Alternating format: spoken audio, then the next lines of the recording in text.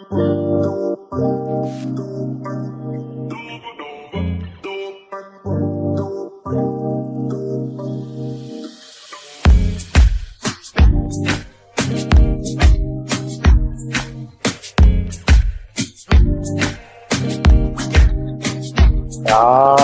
right, here we are. Seattle Sports Weekly.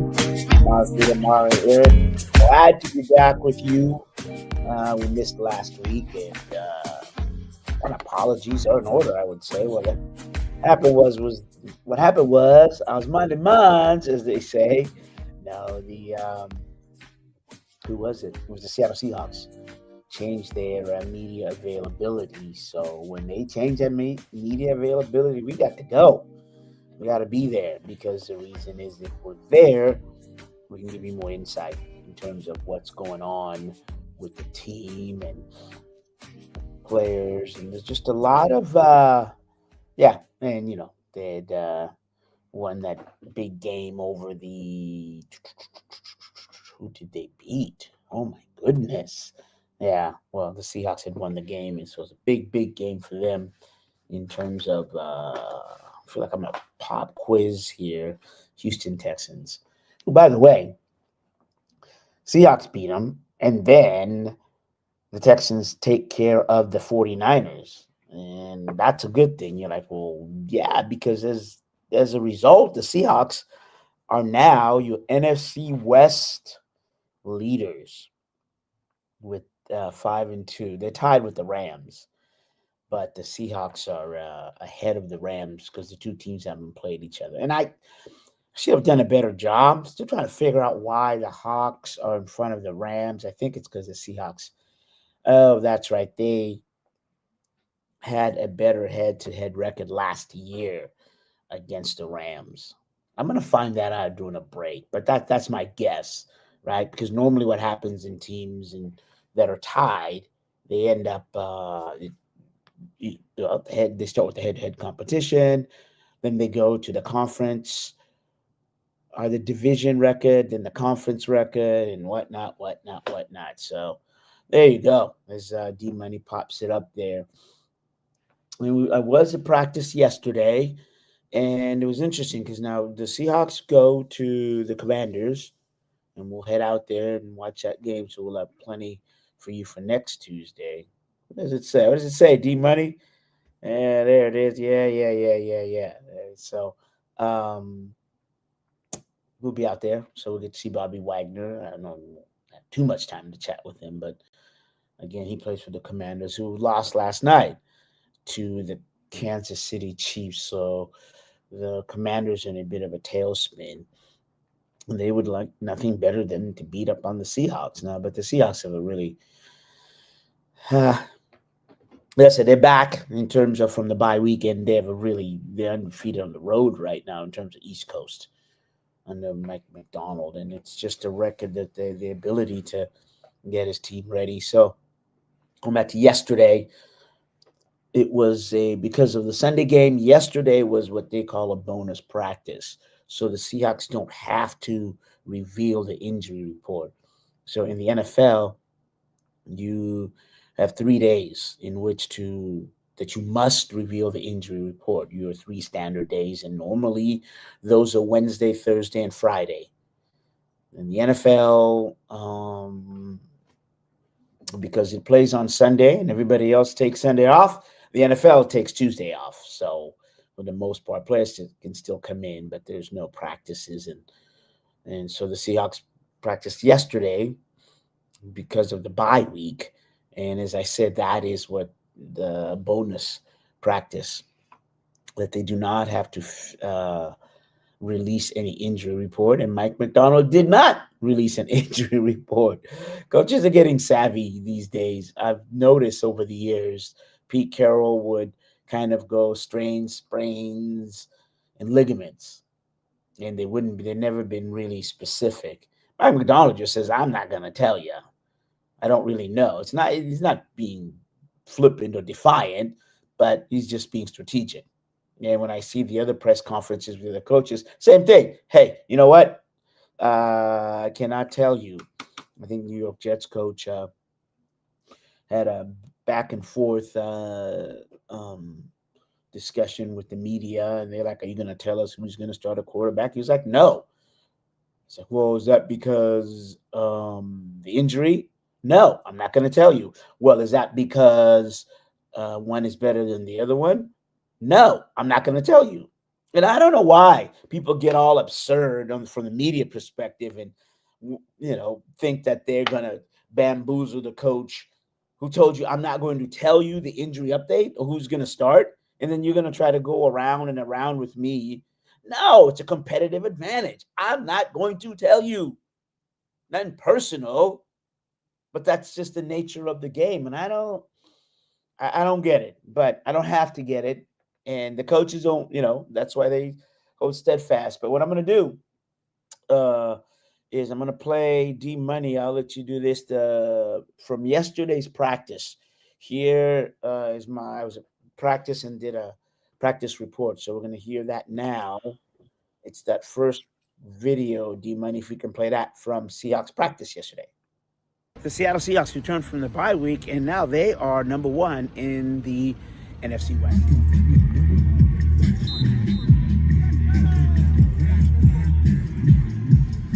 There he goes, Julian Love.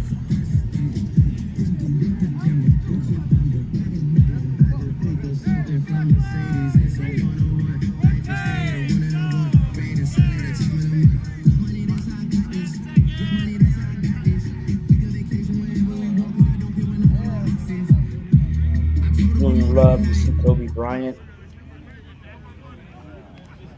That's the other player that returned yesterday was Robbie Oots. I'll hear him talk a little bit about him. That's a big man. That is a big man. Look at those thighs. And then there's, you can see Miles Gaskin, former UW, and then Joe Kalani there. Oh, hell yeah. Can't run without hurting something. Come on now, shoot them out, man. Yep, shoot them out. Late.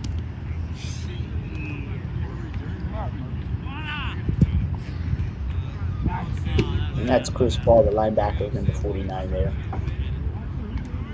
It gives you a little glimpse in terms of, their pre-practice. So they'll come out. Yesterday, most of the team came out and practice. Usually what happens is the special teamers can come out and see the practice.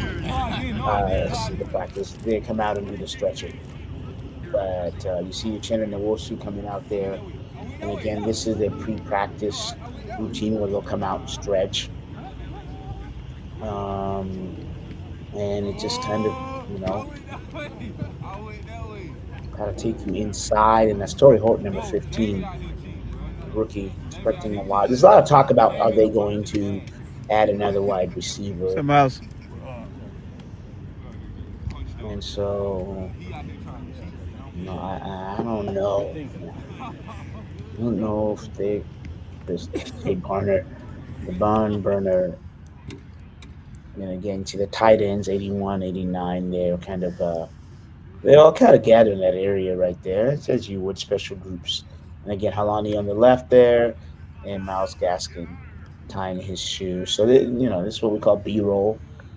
We all seen this before. But interesting enough, I'll leave it to at the end there because there's a player or two that is missing. But again, we're only there for the first 10, 15 minutes. I should really say 10 minutes. So we don't get to see the whole team come out. What I mean by that is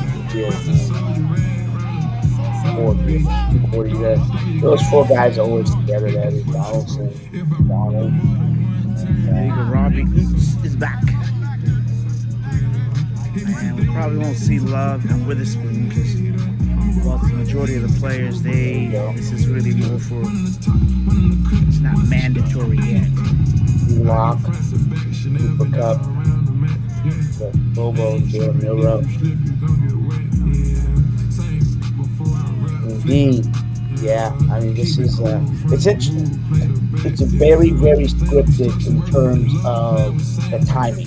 It's so intricate. They just, I don't even hear that part, but they'll start right at, let's say, practice 11:40. You're 2 minutes, 1 minute, and they start. And then they do the stretching, that strength, the guy bending over, picking up the. I mean, they play a vital role. They got to get these guys ready.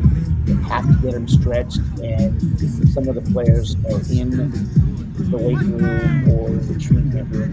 They do the treatment in the morning. So what happens is they'll come back and they'll do the pre-practice stretch. I mean, it is so good. Um, and it's surgical in terms of who's making the feet for it. But yeah, I mean, it's absolutely the case. And there is probably, I would say, the best defender they have right now by almost far. And it's truly the form. So yeah, you can kind of see now, it's a typical all teams do that. Just, I mean, ask a little bit, just because it needs to room and those kinds of things. But again, this gives you a glimpse beyond Kendrick over All there. right, so there you go. You saw some B-roll. There is no injury report, but we did see Julian Love out there and Robbie Oots. And Mike just talked about it's good to get him back, Oots, that is, because he helps and augments and strengthens the run game. And obviously Julian Love is the quarterback of the back end. Really it's more of a feel good day today in terms of Mike's comments, and then the practice that we saw. They only practiced for 90 minutes, so it's just on the north side of a walkthrough. But Mike said it was a refreshed practice, and the players were refreshed, and so that meant a heightened practice, and they were ready to go. And didn't see Devon Weatherspoon, but then again, got to give you the caveat that we didn't see Jackson Smith and Chick Brown, a lot of some of the other players when we were allowed to be out here. So, and it doesn't really matter until we get to Thursday. So we'll look at Wednesday and then Thursday practice report, and that's when we can begin to start seeing which way players are trending. But all is well, and as I said, the Seahawks and the Rams are tied atop of the NFC West. Both have 5-2 records, but because the Seahawks, they haven't played each other, and the Rams haven't played each other, but the Seahawks have the right now they are ahead of the Rams, so they are right now in first place. So it's kind of a little good caveat and something for the Seahawks to begin to take a look at, to say, okay, how can we continue to go further? How can we take what we've done and then move and stay up top? And I think that's going to be the message, consistency and competition. From the VMAC in Renton, I'm Osvita Maria for the Cascadia Sports.net report. All right, so there you go. And I am not going to waste a whole lot of time because it's been a while since we've had the legend on here. And so without further ado, I'm going to bring him on, Peter Hattrick, as he has been known, to talk about the Sounders, game one, and then I might even sneak a classical question in there. But legend, how you doing?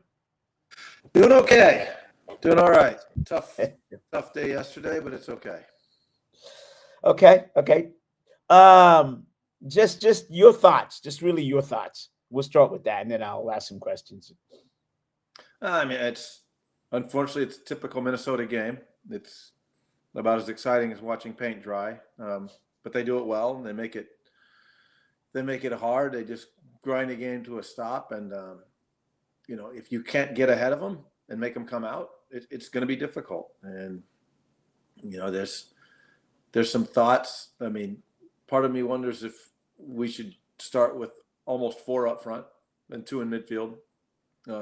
They're not interested in attacking anyway, and get the ball out wide and bombard the box with cross after cross to try and break them down a little bit, because playing the ball sideways across in front of them doesn't really cause them problems. 4 up front. And why would, and I mean, I think you talked about it, but How would that Well, work out? it looked like a 4-4-2 until you have the ball, and then you play two holding midfielders, and you play two out and out wide guys, and say get the ball out to them, and see if they can get around the corner and get some crosses in. So, if I'm hearing you correctly, there's a need to try to play the width to kind of bring the backs out of their formation, or even let's say they're 6 and the 8. Is that what, like, that's not happening right now? They're not stretching out the Minnesota defense. Yeah, it just doesn't happen fast enough because they're patient, which is in some ways good, but Minnesota's fine with you having the ball most of the game. They don't really care. They don't want to come out and get it. So you get the ball out wide, to a Rothrock or a Georgie and say, hey, take your guy on. Let's see if we can get around the backside of them, get behind them and get balls crossed in from the end line, rather than play the ball around in front of them. And, at some point you can, and I think you can take some chances against them because they're not that dangerous going forward. So if you had, say Obed and Christian sitting in the middle of the field, just spraying the balls out wide to those guys and play two center forwards, which is not something the Sounders do very often. But then you've got guys in the box, and you've got Christian and Obed sitting out there 30 yards out to keep the balls in once it gets cleared, and maybe you can just trap them in there and put them under pressure. Yeah, Brian talked about before midweek leading up to the game about toying. He said, we're toying with the two forwards. I just wonder, as you're such an astute savant of the game, that maybe you're actually something that I'll say this, I wouldn't be surprised if what you're saying is not going to happen next Monday. You know what I mean? That he's going to go to two forwards, because he talked about it last week. And so I'll put it this way. Go ahead. There's the theory that, well, let's do what we do well, because we'll stick with what we do best. But not only against Minnesota, but everybody against Minnesota has had a hard time breaking them down. People play in front of them, and you knock the ball around, and you think, great, we have control of the game. But if we don't score, and now you're looking at, what we looked at last night, all of a sudden it's penalties, and yeah, you can say, okay, we're confident in our team, but it's still a bit of a crapshoot.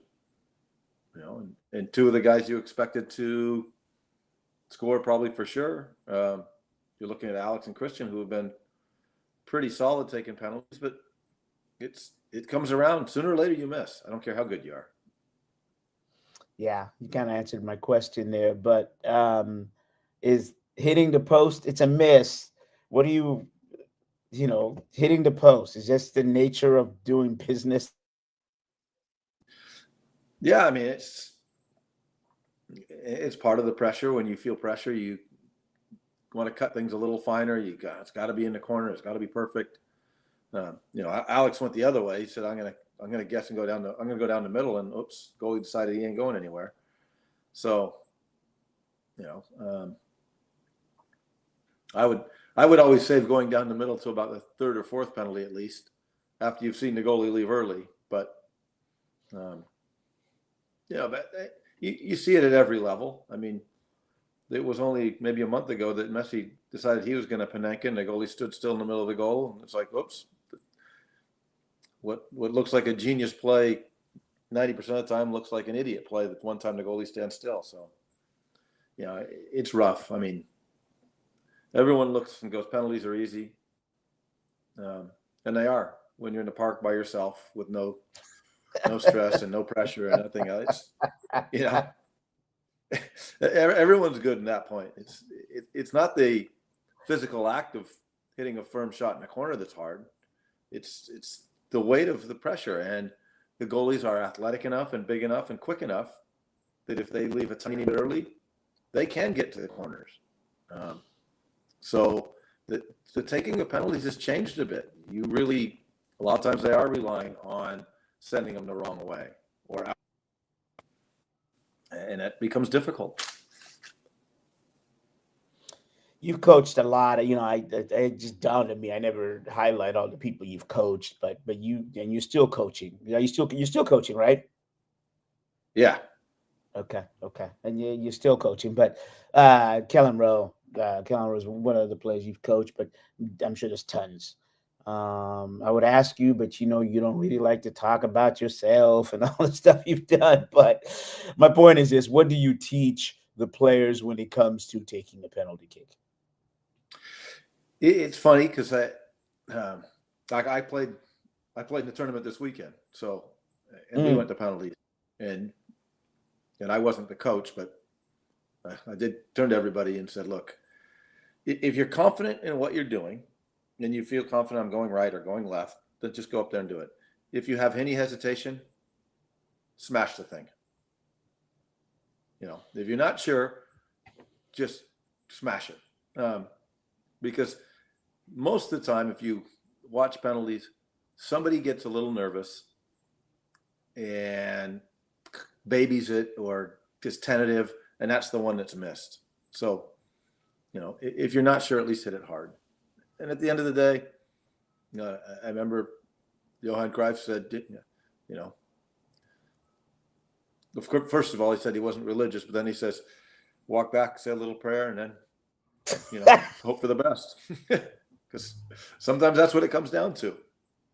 Sometimes you hit a bad penalty, but the goalie dove the wrong way. And everyone goes, oh, what a great penalty. Sent him in the wrong way. Did he, or the goalie just guessed? And sometimes you hit a decent penalty and the goalie, is on top of it. So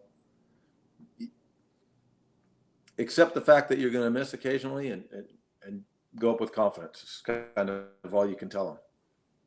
Well, you set yourself up. The audience wants to know. I want to know, did you make your penalty kick? Oh, I made both the penalties I took this weekend. Of course you did. Well done. We'll just kind of go around because I just haven't talked to you for quite a bit. But what's your overall make of the Sounders team? I think they've had some more struggles than we would expect, because there was a stretch coming out of Club World Cup where they played really tough teams, where they looked like they had a whole different sense of confidence and willingness to go forward and create, and they were scoring goals in bunches. And they had a few little injuries, and they weren't big ones, but just enough to force you to rotate the squad maybe more than you wanted to. And they kind of seem to lose that free-flowing aspect.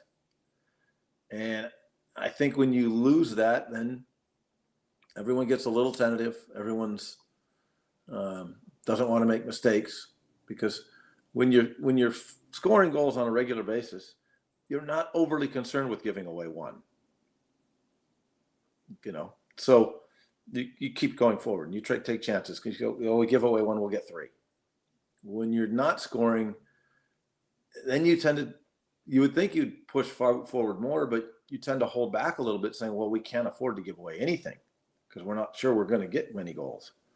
So I think they've gone to a rough stretch where you've seen they haven't scored a lot of goals. It's been one, maybe two, but not like that stretch in the middle where it was like, wow, they look to really have figured something out. And it didn't matter to a certain extent who they put in. De Rosario was scoring goals. Majowski scored goals. Rothrock was scoring goals. They were getting guys chipping in with goals from other spots, and now they're struggling to find somebody that's going to score on a regular basis.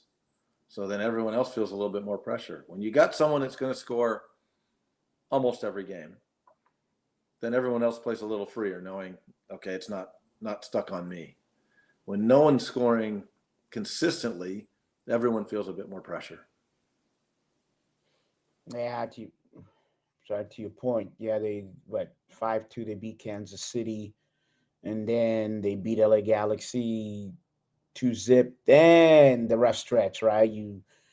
No, you beat Miami. I'm sorry. And then you tie the Galaxy. Inter Miami gets you back 3-1. You lose to Austin. You tie Vancouver, and you barely beat Portland 1-0. Salt Lake 1-0. And I think to your point, they beat New York City 2-1, but that doesn't seem like they really shook that kind of the bad taste out of their mouth. What do you then has to happen from your pivots? Are you fine? I mean, 'cause I think the defensive back with Yamar, you know what I mean, Jackson Reagan and Alex Rodin looks like he is another player. Just I think defensively and going up. So let me rephrase that. Jordan Morris, are you getting what you need from him? Not only scoring, but in terms of creating space. I don't think he's found his form really since he's been back. He's scored a couple goals, but he looks like he's laboring a little bit, and he's going through having to figure out how can he still perform without the same amount of speed that he used to have. I don't think he's got the same get in behind him threat that he had previously. He does not look as quick off the mark, like he's going to get in behind. So he's got to find some new answers, and that's hard. And like can you go with the goal scorer? If you haven't scored many goals in a while, you start feeling the pressure. Peter, how hard is that for a player? I mean, you of all people have been able to do this, but Johan Cruyff, you mentioned him as well. But to change who you are, right? Like if you had that speed, you don't have it anymore. Is it a position switch, or do you? I mean, how do you deal with that? Do you now have to think faster, wiser, and not as fast? Yeah, and you've got to work on other parts of your game, and because the one area of his game that I have actually seen significant improvement in over the years is in these last couple of years. All of a sudden, he's become a threat in the air. Yep. And so that he wants to be can't speak for him. It seems that he wants to be a number 9 and play as an out. Well, now that means you got to be super sharp and super instinctual inside the box. And, if you look at a Lewandowski or a Ronaldo later in his career, these guys, when they're around the box, they're lethal. They're not always running behind anymore. They're not, but they're figuring out ways to find space in the box where there seems to be no space, which is a gift. Part of that's a gift. Part of it, you just instinctually understand. Part of it's maybe you need to work a little bit harder to get free in the box rather than, I'm marked. You got to figure out a way. And you don't need to get very open in the box. You just need to get a half step away from somebody. And some of that, you look at the Luis Suarez of the world and these guys, there's a little bit of the dark arts. Are you stepping into a guy and pushing off slightly before you make your run, or are you just making that run and hoping you're a step ahead of the guy? And that's the tricks of the trade that come along. But for a long part of his career, he hasn't had to learn that because he didn't need that. I can run behind them if they're too tight. Well, that doesn't always work anymore. So you figure out, what else do I have? And his heading ability has improved, and that has enabled him to get goals. If you look at the amount of headers he has in the last 3 years compared to how many he used to have, it used to be almost all his goals used to be the same way. He's getting on the end of things behind somebody and finishing, or getting around the corner and now. All right, he's scoring off some corners or free kicks, scoring off the cross here and there, and you just got to keep. But it's still going to be tough because you're trying to reinvent yourself to a certain extent on the fly, and it's hard to accept that maybe I'm not as fast as I was. Because it's not like he's slow. but he doesn't seem to have that same burst to just get away from people. All right, we got a couple of minutes, then we got to go on break, and thanks. But let me ask you this. If you close your eyes and you said between Jordan, let's say player A and player B, take the names out. One player A is your all-time club scorer, struggling a bit. Player B had a career year, Masufsky, and he had a couple chances last night. So again, take the name out, because I think sometimes that influences. Who would you start on next Monday? Well, like I said, I'd probably start them both. Nice. Well played. But that also forces a problem, because then, all right, what do we do with Ferreira? Mm-hmm. Is he going to sit out? Because if I'm trying to get the ball wide and get crosses in and cause problems and have two center forwards, I'm probably starting Georgie and Rothrock.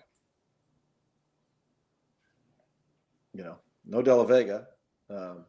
So who are my two wide guys that most likely are going to beat somebody and get balls across? And that's, and that's kind of going away from what they've done. But playing the way you play all the time against Minnesota makes it a grind, and Minnesota's better at the grind than most teams. Yeah, it'd be interesting even if he goes with one forward up front. I doubt he would finish unless they score, that he would finish the game with one forward. You know what I mean? Yeah. Well, and the other way to do it is play those two out wide and play, like you said, Huskies was in pretty good form. And then maybe you play Russ behind him to be that guy that's at the edge of the box, picks up all the, where you've got somebody that's good on free kicks. He's good on corners. Sometimes you have a problem when you have too many players that you want to play. Somebody's got to sit out, but I think if you're going to stretch them, you got to play two wide guys that can beat people. Okay. And if I look at the wide guys we've got without Del Vega, I think Georgie and Rothrock are the most likely to beat people on the sides and get balls across. And your guy Spencer has said that Rothrock, we saw that last night, is the go-to in terms of replacement for De La Vega. Are you concerned about De La Vega? Paul Arriola is supposed to be back from Monday, but let me start with De La Vega. Do you start kind of, getting a little concerned? Plan B? Yes and no. I mean, I think that's where the point we were coming into this year, and all of a sudden it looked like, okay, he's kind of found himself. I'm concerned with his emotional and mental state of mind, and I don't know him, but this is a relatively young guy that came here with a lot of fanfare, and now he's in a different place with some injuries and different culture. I think it's got to be tough for him right now. And I don't know the support group he's got around him. So that's something different. And I'm sure the Sounders are doing everything they can for him, but does he have some family or friends or somebody here? Because it's hard. It's hard being alone in a foreign country. It's hard, but when you've come purely to play, that was your whole reason for coming here, and now you can't play for stretches of time. I think emotionally and mentally that's got to be really tough.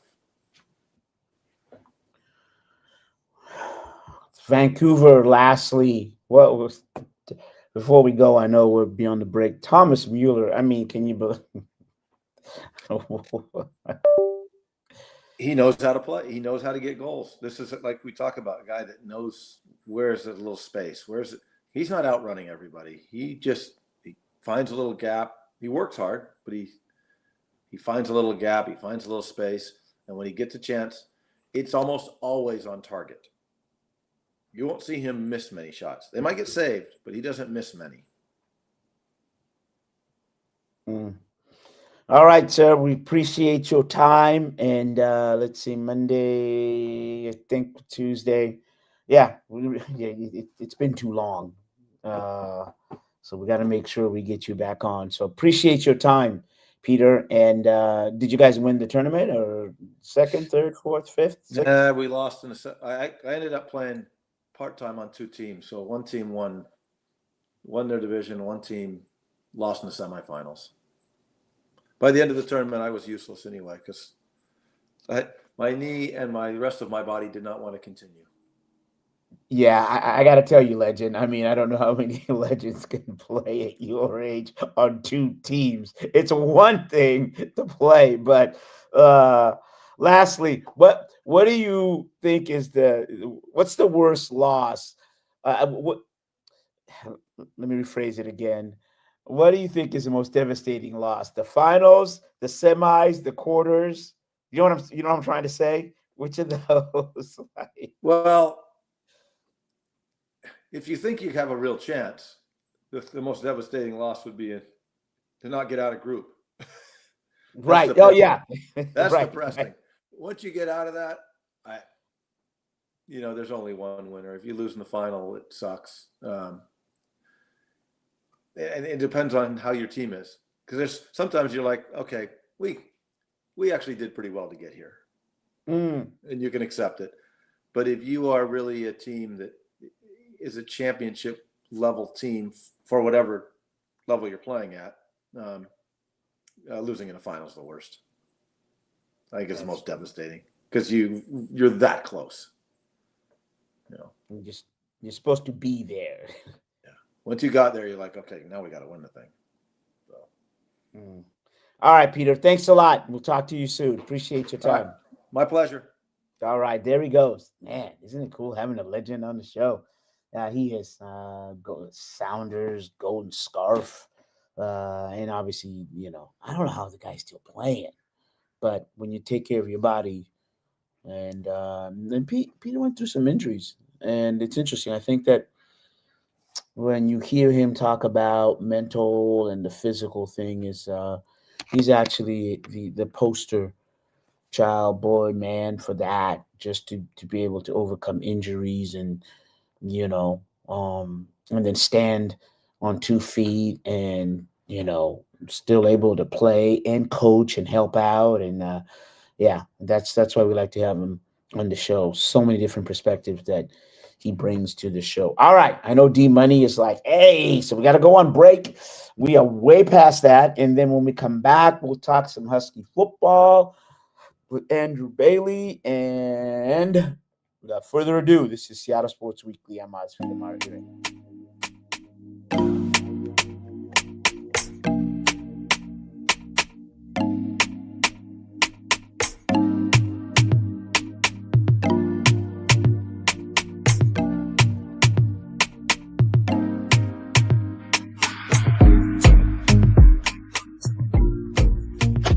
Ladies and gentlemen,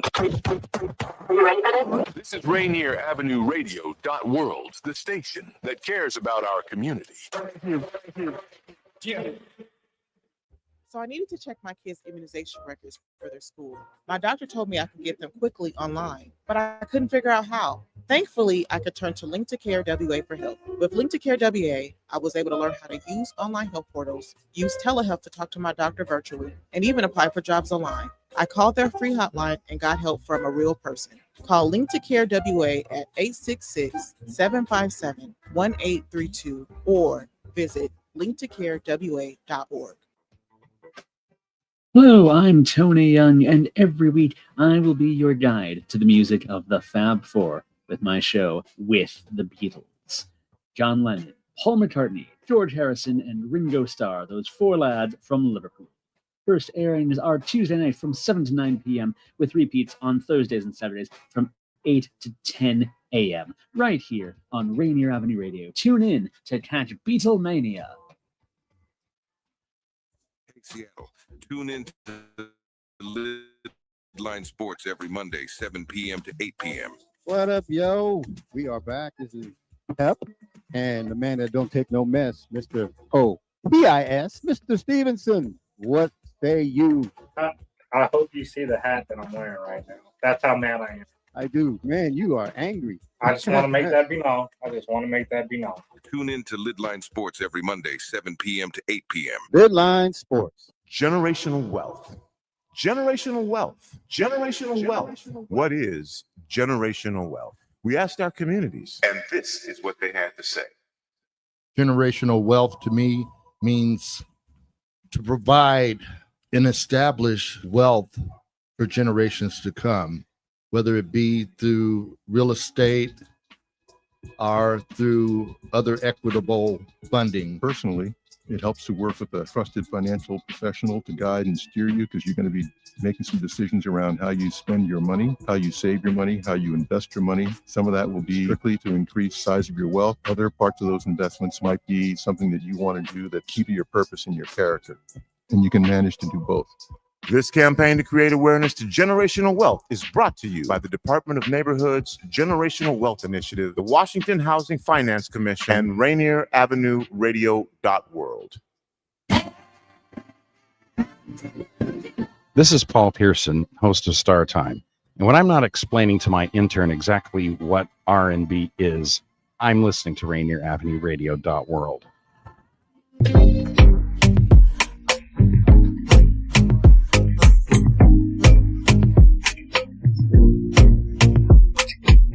All right, we're back for the last half hour here. Seattle Sports Weekly. I'm Osvita Martin. I'm Rainier Avenue Radio.world. We got D Money, fresh juice. He's popping the buttons, pulling all the levers behind there, and okay, D Money. Since we don't have any promos, can we at least get a fresh juice flyer up there? You know when is fresh juice? Clean Greens is after this show, but there you go. What they got going on? D Money, Pint Size, Patron, and Superstar TK. Man, he always got kind of good. Always got good guests. You know, D Money, you should do a live show with an audience over there. I mean, honestly, you know how they do kind of, just over there at the Rainier Avenue studio, and the audience can come there and shit. I'd be in, order a little meal next door, come on and hear the guru speak. But be that as it may, so that's just put that in the suggestion box. Yeah, there's Clean Greens living, and right after here. So just don't go anywhere. Don't do nothing. Maybe run to the bathroom or get some water so you stay hydrated. But stay here. And all afternoon and all night, Rainier Avenue Radio got the coolest and community shows that are in the heart of the community and speak to the community. All right, and one update is the Seattle Storm officially named Sona. No, they did not name. I would be remiss, bad journalism. But Sona Rahman is their new coach. Now, why I say all of that, Sonia Rahman, I say all that because she reportedly has agreed to be the Seattle Storm's new head coach, but nothing can happen right now in the WNBA. It's all wink, wink, nudge, nudge, say no more type of thing because of the collective bargaining agreement is going on. Now, I think this is just an incredible hire, and she is the first Indian American to be named head coach. She actually was she was a physician assistant at healthcare. How do you like that? Then she goes on. No, that is so not true. That is so not true. She started at MIT. She was in there as a coach 208 to 2020. And then took them, I think, to two tournaments, and she's the winners coach in program history. Then this is the deal. She goes to the Memphis Grizzlies for 4 years. She served as an assistant in the NBA, becoming the first Indian American woman to do so. After that, she joins. Last year, she was New York Liberty. Now, remember the Liberty. Sandy Bordello is now going to coach the franchise, the Toronto team. And then I think Ramon is a really, really great hire. Not only the ethnic background, the experience, and she has a wife, and all this is just all good. I mean, check, check, check, check, check, and also she's known for development of players and also late game tactics. Check, check, check, check, check. Kudos to the Storm. I can't wait to hear from her. If you go to CascadingSports.net, you'll see. We wrote the article, but there's also an interview, not our interview, but one she did, and you can kind of hear the basketball mind that's there. But without further ado, nicely done, D Money. We're gonna bring in, let's bring in Andrew Bailey. Andrew Bailey. Maybe he's not coming, but Andrew Bailey. And we'll talk the UW football. Yeah, I figured you'd be there. Heck, you got on early. I said, well, he must have went and took my my advice to grab some water, but that was for the audience, not you, brother. You ready? Yes, I am ready. That's all right. We're having a conversation. I take a quick peek here. Whoa, at the Big 10, Big 12 standings, and the UW is right smack in the middle, 3-2. In the conference, 6-2. Home, they're 4-1. On the road, they're 2-1. They've won one. Tell us about what you saw at you wrote about it, CascadiaSports.net, about the Huskies' signature win. Observations. It was a bounce back performance for the Huskies for sure. Damon Williams, after that really rough game in Michigan, he has 3 interceptions against the Wolverines, and he comes back, has a really superb performance against Illinois, goes 26 of 33, throws for 280 yards, 4 touchdown passes, no interceptions this time. Just a great performance from him. I think he really benefited from getting those 2 offensive linemen back on the left side, protecting him, John Mills and Carver Willis. That certainly helped him, and it helped that whole offense overall, because their running backs ran for more yards than they'd run for in the 4 weeks prior. And Jonah Coleman goes for 75 yards rushing on 14 carries. So just an overall great performance from the offense after only putting up 7 points the week before against Michigan. Okay, all right, and it was rainy day down there, but the Husky fans came out, correct? Absolutely, over 68,000 braved the weather and the elements, the wind, the rain. They didn't care. They were cheering and screaming loud all day. Got a little bit louder when they got those interceptions in the second half. Takario Davis and Rashawn Clark come up with interceptions, both of them. Rashawn Clark's seals the deal. The Huskies run out the clock after his pick. They really flustered Luke Altmaier. Altmaier came into the game with just 1 interception, and he has 2 in this game. They hold him to under 200 yards passing, and he only threw 2 touchdown passes against them. So just a great performance from the defense, particularly that second half, to give up just 8 points after giving up 17 in the first. What did they do? What was the adjustment you saw in the second half by the Husky defense? Was it more pressure, or did they blitz more, or what was the adjustment? I think it was just more from schematically from the secondary, that whatever looks they were presenting him. That was something that they were working on really hard during the week to present him with different looks. I mean, they got decent pressure out against him, but they didn't get any sacks. Fish liked the pressure that they got against Altmaier. They could have had a few sacks here or there, but mostly it was the secondary playing really sticky coverage. Altmaier even said after the game he tipped his cap to the Huskies corners. He thought they were some of the best he's seen in the Big Ten. So that secondary really came to play, and they showed out on Saturday. All right, I'm going to put you on the spot here. I better get this right. So, what famous USC quarterback said, "All I saw was purple"? The Marinovich, I believe. Oh, yes. Look at you. Well done. Congrats. Nicely done. Where do you look? Okay. All right. I see you. Yeah, that's an old. Well done. All right. Here's what man. I didn't see that one coming. Yes. In the whole bit. All right. Let's jump to let's hear Jed Fish press conference here. We might have to speed up for the time, but Money, can we play the Jed Fish press conference? Hello, everybody. Happy bye week Monday, huh? So we are going to have 3 more days of practice.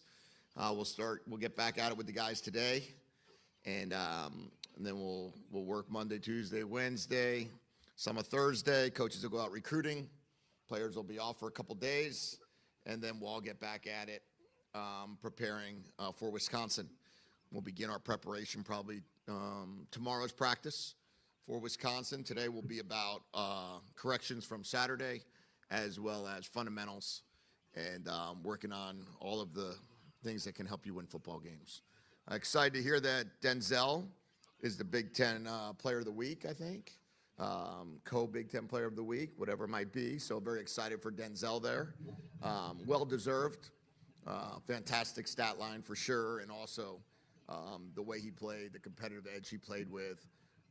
Really impressed there.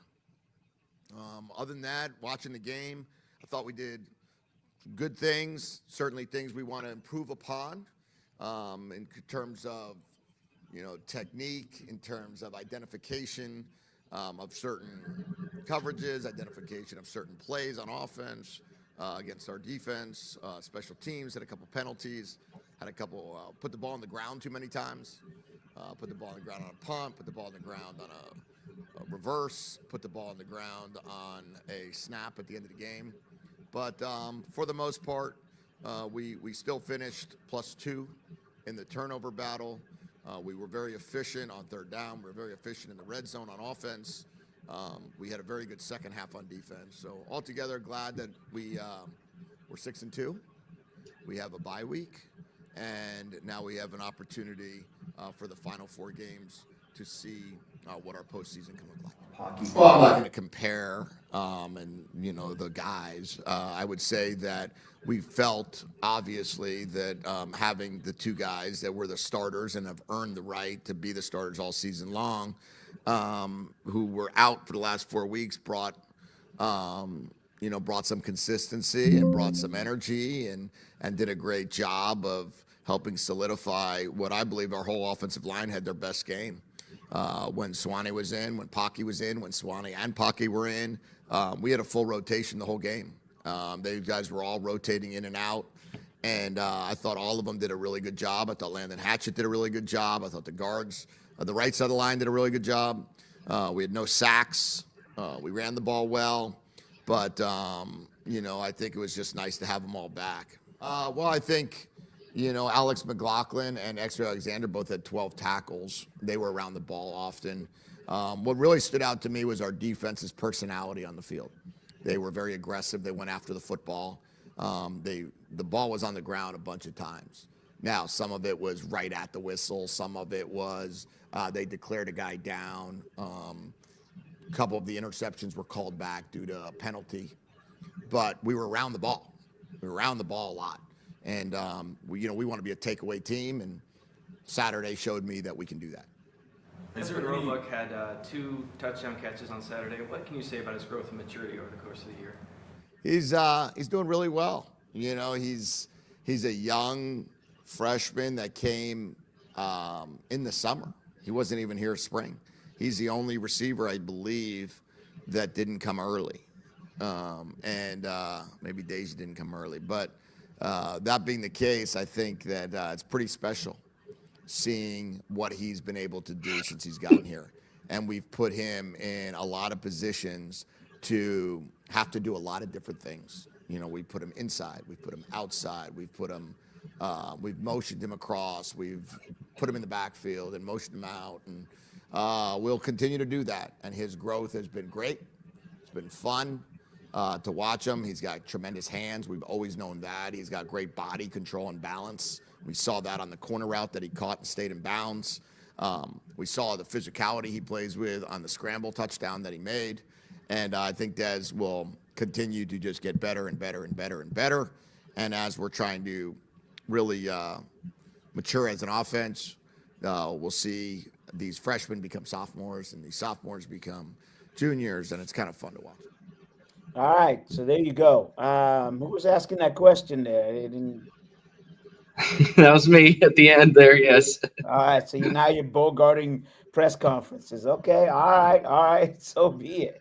All right, probably got about a minute. I do need to shave, but overall impressions, the next minute here of the Huskies, and just, I know you're going to throw something up there. I shouldn't say throw, rub that article up there, kind of a breakdown at the halfway here for the Huskies, but just your overall impressions so far. My overall impressions is they're in a good spot. They're 6-2. They have 3 very winnable games coming up. Not to say that they should take any of them for granted, but Wisconsin, Purdue, and UCLA. UCLA is probably maybe the toughest of those 3. I would say they've kind of resuscitated themselves a little bit. But always, then Fish was also saying it's not always easy to go into Wisconsin and get a win. So because they usually have a rowdy crowd, so it's going to be interesting when they come out of the bye. That's the coach speak, but they're going to be in good position. The next 3 games very winnable, and then of course Oregon's there at the end of the season. And if they win these 3, they still maybe have a chance to get into the college football playoff if they can beat Oregon. So we'll see what happens. Yeah, well done. Yeah, well said. There was a cut there. I didn't clip that one, but he was asked about that. And to your point, Wisconsin is bottom at 0-5. So is Purdue 0-5, and UCLA is just below the Huskies. Well, they're both tied 3-2, but UCLA is coming off a loss. So, all right, great stuff, Andrew. Appreciate you, and we'll talk to you soon. I can't make any. I don't know about next week. There's some traveling going on. All right. So thanks again, Andrew. He is the college reporter for CascadiaSports.net. He's doing football. Also, we're doing basketball. So, man, you can see talent everywhere, able to express himself and knows what's going on. All right. And speaking of that, D-Money, thanks again for a wonderful show. Thanks, everybody, for watching. Shout out to Damon Jones and all the other people that are out there in our audience. We appreciate you. All right. And we will be back. I'll just say next week. Seattle Sports Weekly.